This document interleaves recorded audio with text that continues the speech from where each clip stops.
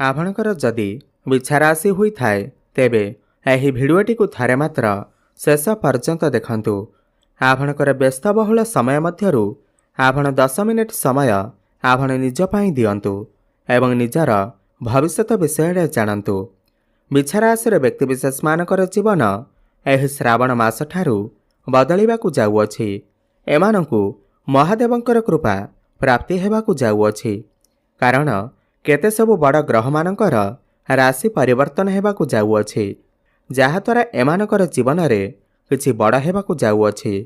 ग्रह नक्षत्र मानकर चलन रे गोटे बहुत बड़ परिवर्तन हेबाकु जाउअछि, जहाद्वारा एमानकर जीवन रे चलिथिबा समस्त दुख कष्ट एवं समस्यार अंत हेबाकु जाउअछि एवं पुणी थरे खुशी फेरिबाकु जाउअछि। देखंतु बुध, शुक्र, सूर्य एवं मंगलंकर मध्य राशि परिवर्तन हेबाकु जाउअछि एवं शनि मध्य बकरी हेबाकु जाउछंती, जहाद्वारा आपणकर जीवन रे किछि बड़ हेबाकु जाउअछि। आपणकर जीवन रे चलिथिबा समस्त दुख कष्टर अंत हेबाकु जाउअछि। एही श्रावण मास ठारू पुनर्बार आपणकर जीवन रे खुशी फेरिबाकु जाउअछि।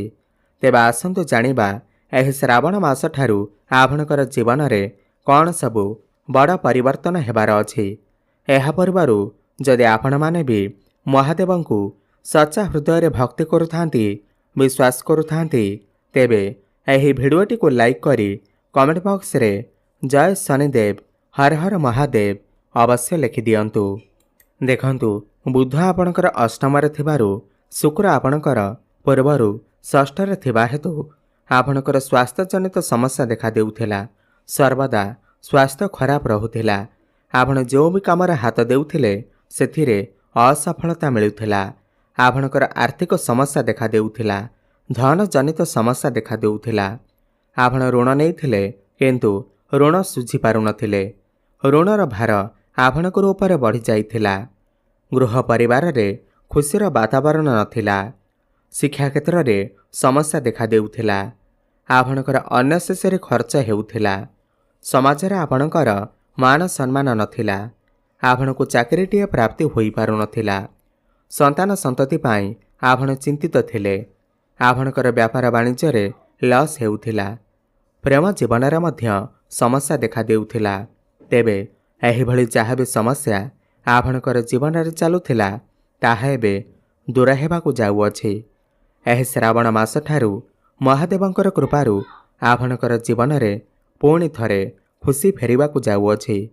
आपणकर जीवन रे नूतन सूर्य उदय हेबाकु जाउअछि।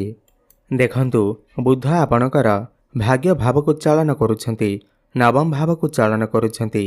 एही श्रावण मास ठारू आपणकर वृद्धि हेबाकु लागिबो।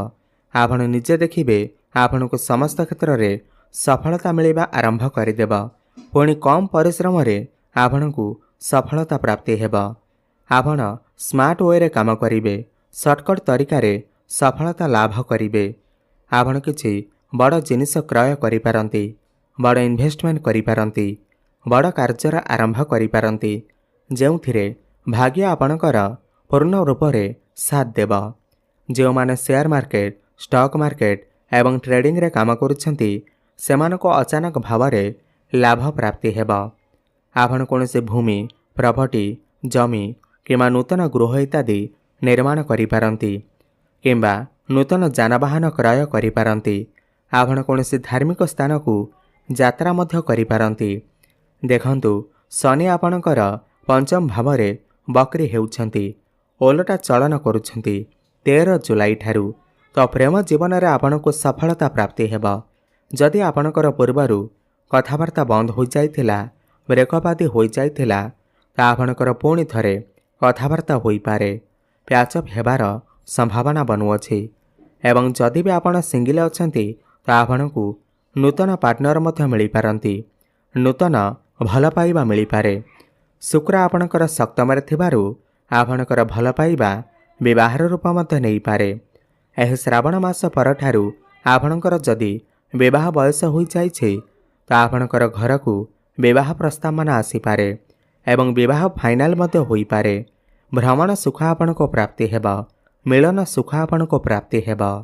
एवं जो दंपति माने ସନ୍ତାନର କାମନା କରୁଥିଲେ, ସନ୍ତାନର ଇଚ୍ଛା ରଖୁଥିଲେ, ତ ସେମାନଙ୍କୁ ସନ୍ତାନ ସୁଖ ମଧ୍ୟ ପ୍ରାପ୍ତି ହୋଇପାରେ।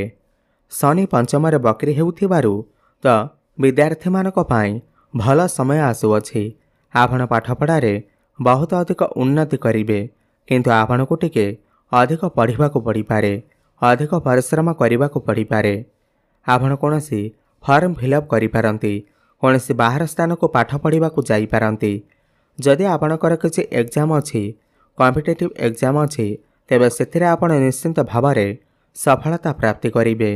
ଆପଣଙ୍କର ମନ ପାଠପଢ଼ାରେ ଲାଗିପାରେ, ଆପଣଙ୍କୁ ଶିକ୍ଷା କ୍ଷେତ୍ରରେ ସମ୍ମାନିତ କରାଯାଇପାରେ ଏବଂ ସମସ୍ତ ଇଣ୍ଟରଭ୍ୟୁରେ ଆପଣଙ୍କୁ ସଫଳତା ପ୍ରାପ୍ତି ହେବ। ଶୁକ୍ର ଆପଣଙ୍କର ସପ୍ତମ ଭାବକୁ ଚାଳନ କରୁଛନ୍ତି ଏବଂ ମାଲବ୍ୟ ନାମକ ରାଜଯୋଗର ନିର୍ମାଣ କରୁଛନ୍ତି ଏବଂ ସପ୍ତମ ଭାବ ବ୍ୟାପାର ବାଣିଜ୍ୟର ଭାବ ହୋଇଥାଏ ଏବଂ ଶୁକ୍ର ବ୍ୟାପାର ବାଣିଜ୍ୟର କାରକ ଗ୍ରହ ଅଟନ୍ତି। ଆପଣଙ୍କର ଡେଲି ଇନକମ୍ରେ ବୃଦ୍ଧି ଆସିବ, ଫାଇନାନ୍ସିଆଲ ଗ୍ରୋଥ୍ ହେବ। ଆପଣ କିଛି ନୂତନ ବ୍ୟାପାର ବାଣିଜ୍ୟ ମଧ୍ୟ ଆରମ୍ଭ କରିପାରନ୍ତି। ପାର୍ଟନରସିପ୍ରେ କିଛି ବ୍ୟାପାର ବାଣିଜ୍ୟ ଆପଣ ଆରମ୍ଭ କରିପାରନ୍ତି। ଆପଣ ଏହି ଶ୍ରାବଣ ମାସଠାରୁ ପଇସା କିଛି ସଞ୍ଚୟ କରିବା ଆରମ୍ଭ କରିବେ ଏବଂ ସପ୍ତମ ଭାବ ଦାମ୍ପତ୍ୟ ଜୀବନର ଭାବ ହୋଇଥାଏ, ବୈବାହିକ ଜୀବନର ଭାବ ହୋଇଥାଏ। ତ ବୈବାହିକ ଦାମ୍ପତ୍ୟ ଜୀବନରେ ପୁଣି ଥରେ ଖୁସି ଫେରି ଆସିବ। ପୂର୍ବରୁ ଯଦି ଆପଣଙ୍କର ବୈବାହିକ ଜୀବନରେ କିଛି ମନାନ୍ତର, କଳି ଝଗଡ଼ା ଚାଲିଥିଲା, ତେବେ ତାହା ଦୂର ହୋଇଯିବ। ଆପଣ ଦୁଇଜଣ ମିଶି କିଛି ବଡ଼ ଡିସିସନ୍ ନେଇପାରନ୍ତି, ଫ୍ୟାମିଲି ପ୍ଲାନିଂ ମଧ୍ୟ କରିପାରନ୍ତି। ଶୁକ୍ର ଏଠାରେ ବସି ଆପଣଙ୍କର ପ୍ରଥମ ଭାବକୁ ଦୃଷ୍ଟି ଦେଉଛନ୍ତି ଏବଂ ମଙ୍ଗଳ ମଧ୍ୟ ଆପଣଙ୍କର ଶୁଭ ସ୍ଥାନରେ ବିରାଜମାନ ଅଛନ୍ତି। ତ ସ୍ୱାସ୍ଥ୍ୟଜନିତ ସମସ୍ୟା ଯାହା ବି କିଛି ପୂର୍ବରୁ ଥିଲା, ତାହା ସବୁ ଦୂର ହୋଇଯିବ। ଆପଣ ସ୍ୱାସ୍ଥ୍ୟବାନ ଅନୁଭବ କରିବେ, ଏକ୍ସରସାଇଜ୍ କରିବା ଆରମ୍ଭ କରିବେ, ଯୋଗ ପ୍ରାଣାୟାମ ଆଦି କରିବେ। କିନ୍ତୁ ଆପଣ ବାହାର ଖାଦ୍ୟପେୟ ଖାଇବାଠାରୁ ଟିକେ ଦୂରେଇ ରୁହନ୍ତୁ, କାହିଁକିନା ଗୁରୁ ଆପଣଙ୍କର ଅଷ୍ଟମ ଭାବରେ ଅଛନ୍ତି। ଆପଣଙ୍କର ଟିକେ ପେଟଜନିତ ସମସ୍ୟା ଦେଖାଦେଇପାରେ, ମୋଟାପଣ ବଢ଼ିଯାଇପାରେ, ଡାଇବେଟିସ୍ ଭଳି ସମସ୍ୟା ଦେଖାଦେଇପାରେ। ଏଥିପ୍ରତି ଆପଣ ଟିକେ ଧ୍ୟାନ ଦେବେ।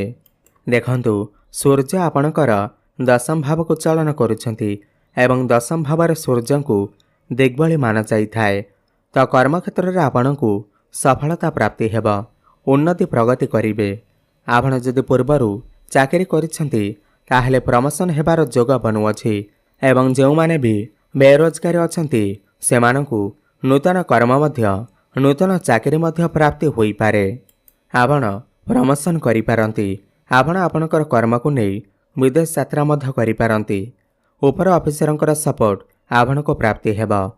ସରକାରୀ କ୍ଷେତ୍ରରେ ଆପଣଙ୍କୁ ବିଶେଷ ଲାଭ ପ୍ରାପ୍ତି ହେବ। ଆପଣ ବିଦେଶ ଯାତ୍ରା ମଧ୍ୟ କରିପାରନ୍ତି। ଆପଣଙ୍କ ପାଖକୁ ନୂଆ ନୂଆ କାମ ମଧ୍ୟ ଆସିପାରେ। କିନ୍ତୁ କର୍ମସ୍ଥାନରେ କେତୁ ଥିବା ହେତୁ ଆପଣ କାହା ସହିତ ବି ଆର୍ଗୁମେଣ୍ଟ, କଳି ଝଗଡ଼ା କରନ୍ତୁ ନାହିଁ, ନହେଲେ ସମସ୍ୟାରେ ପଡ଼ିପାରନ୍ତି। ଦେଖନ୍ତୁ, ମଙ୍ଗଳ ଯିଏକି ଆପଣଙ୍କର ରାଶିର ଅଧିପତି ଲାଭ ଭାବ ଏକାଦଶ ଭାବରେ ବିରାଜମାନ ଅଛନ୍ତି। ତ ଚାରିଦିଗରେ ଆପଣଙ୍କୁ ଲାଭ ହିଁ ଲାଭ ପ୍ରାପ୍ତି ହେବ। ବଡ଼ ଭାଇ ଭଉଣୀଙ୍କର ସପୋର୍ଟ ଆପଣଙ୍କୁ ପ୍ରାପ୍ତି ହେବ। ପିତାଙ୍କର ସାହାଯ୍ୟ ସହଯୋଗ ଆପଣଙ୍କୁ ପ୍ରାପ୍ତି ହେବ। ଆପଣ କୌଣସି ଛୋଟମୋଟ ଜାଗାକୁ ଯାତ୍ରା କରିପାରନ୍ତି। ଯେଉଁମାନେ ବି ଅନଲାଇନ୍ କ୍ଷେତ୍ରରେ କାମ କରୁଛନ୍ତି, ଡିଜିଟାଲ ମାର୍କେଟିଂର କାମ କରୁଛନ୍ତି, ପାଣିର କାମ କରୁଛନ୍ତି, ତ ସେମାନଙ୍କୁ ନିଶ୍ଚିନ୍ତ ଭାବରେ ସଫଳତା ପ୍ରାପ୍ତି ହେବ।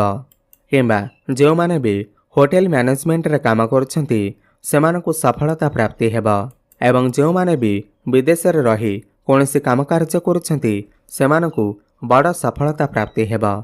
ଗୁରୁ ଆପଣଙ୍କର ଅଷ୍ଟମ ଭାବରେ ରହି ଆପଣଙ୍କର ଦ୍ୱିତୀୟ ଭାବ ଧନ ଭାବକୁ ଦେଖୁଛନ୍ତି। ତ ଧନରେ ବୃଦ୍ଧି ଦେଖିବାକୁ ମିଳିବ। ଅଷ୍ଟମ ଭାବ ଗୁପ୍ତ ଜ୍ଞାନର ଭାବ ହୋଇଥାଏ। ତ ଆପଣଙ୍କୁ ଗୁପ୍ତ ଜ୍ଞାନର ପ୍ରାପ୍ତି ହେବ, ଗୁପ୍ତ ସମ୍ପତ୍ତିର ପ୍ରାପ୍ତି ହେବ। ଆପଣଙ୍କୁ ପୌତ୍ରିକ ସମ୍ପତ୍ତିର ମଧ୍ୟ ପ୍ରାପ୍ତି ହୋଇପାରେ। ତେବେ ମୋଟାମୋଟି ଦେଖିବାକୁ ଗଲେ ଏହି ଶ୍ରାବଣ ମାସଠାରୁ ବିଛା ରାଶିର ବ୍ୟକ୍ତିବିଶେଷମାନେ ସମସ୍ତ କ୍ଷେତ୍ରରେ ସଫଳତା ପ୍ରାପ୍ତି କରିବାକୁ ଯାଉଛନ୍ତି। ଅଧିକ ଶୁଭଫଳ ପ୍ରାପ୍ତି କରିବା ପାଇଁ ଆପଣ ପ୍ରତ୍ୟେକ ଦିନ ହନୁମାନ ଚାଳିଶାର ପାଠ କରନ୍ତୁ, ସୂର୍ଯ୍ୟଙ୍କୁ ଜଳାର୍ଘ୍ୟ ଅର୍ପଣ କରନ୍ତୁ ଏବଂ ମହାଦେବଙ୍କର ଆରାଧନା କରନ୍ତୁ। ସୋମବାର ଦିନ ମହାଦେବଙ୍କୁ ବେଲପତ୍ର ଅର୍ପଣ କରନ୍ତୁ। ଏବଂ ମଙ୍ଗଳବାର ଦିନ କୌଣସି ନାଲି ରଙ୍ଗର ଗାଈକୁ ଖାଇବାକୁ ଦିଅନ୍ତୁ। ଶୁଭଫଳ ପ୍ରାପ୍ତି ହେବା ସହିତ ଆପଣଙ୍କର ଭାଗ୍ୟରେ ଉନ୍ନତି ଆସିବ। ଧନ୍ୟବାଦ।